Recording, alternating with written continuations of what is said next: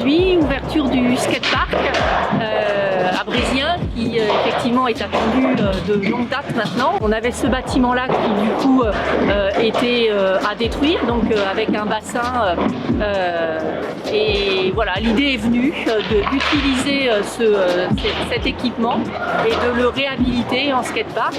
De toute manière, la destruction de la piscine nous aurait coûté, la collectivité, de l'ordre d'un budget de 350 000 €. Voilà. Et là, la réhabilitation de la piscine en skatepark, c'est un peu plus de 730 000 €. Mais finalement, on a un équipement en lieu et place d'une ancienne piscine, un équipement unique en France. On entend ici et là aussi des équipes municipales qui ont envie de mettre en place des dispositifs pour le skate, pour le roller. La décision a été prise en 2016 et puis après, étude des besoins et ça a réellement commencé en 2018. Voilà, donc 2018, là on est 2021 et là on attendait les autorisations préfectorales, voilà, pour pouvoir ouvrir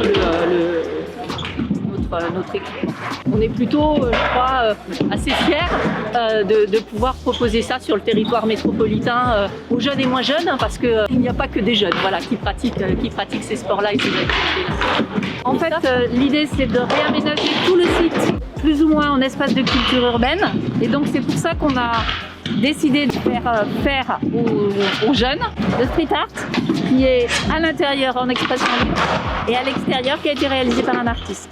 Donc les murs que vous voyez là, ils sont à la libre disposition des artistes en herbe pour en faire un site qui soit à la fois de sport, de loisirs et de culture. Il y a une volonté là on a des équipements qui sont un peu sortis dans tous les sens et de créer du lien et d'en faire une réelle base sportive et de loisirs. Parce que là, je le rappelle, c'est quand même un équipement qui sera complètement en libre accès, gratuit. Ce projet s'inscrit effectivement dans tout le complexe sportif du Petit Bois, où là on a une multitude de sports représentés à l'heure actuelle. Du foot, du tennis, de la pétanque, la piscine, le tir à l'arc, et également avec l'école de cirque Gruche. On veut vraiment que ce soit quelque chose d'abouti, en France que chacun s'y retrouve et que ça soit vraiment un lieu partagé par tout le monde. C'est aussi un espace, en tout cas sur les espaces extérieurs, pour les BMX. Sur les extérieurs, ça sera uniquement le BMX et à l'intérieur, les sports voilà, que l'on voit aujourd'hui.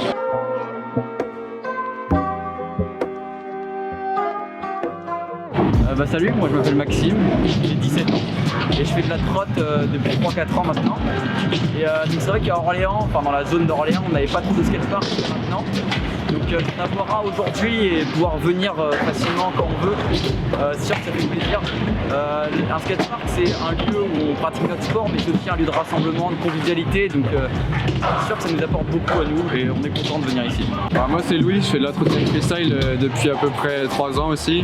C'est vrai qu'on n'avait pas de skatepark, c'est un peu compliqué, parce qu'en ville il y avait des tensions avec les piétons, etc. Donc le fait d'avoir construit ce skatepark avec les riders, donc avec Abraclis, ça a permis justement de répondre à nos attentes. Et donc on est vraiment content de pouvoir être là aujourd'hui.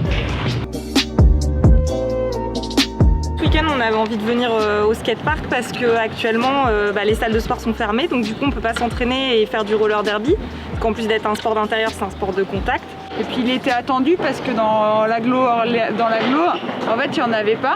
Enfin, donc ça a vraiment comblé un manque et qu'en plus de la pratique du roller derby, ça nous amène des skills de patinage. Puis c'est ludique, on est là pour s'amuser et puis ça permet de rechausser les patins. Donc c'est cool. Puis ce qui est chouette, c'est que c'est un skatepark gratuit et que du coup il y a un peu toutes les générations. Donc je crois qu'on est un peu les plus vieilles, mais du coup c'est marrant.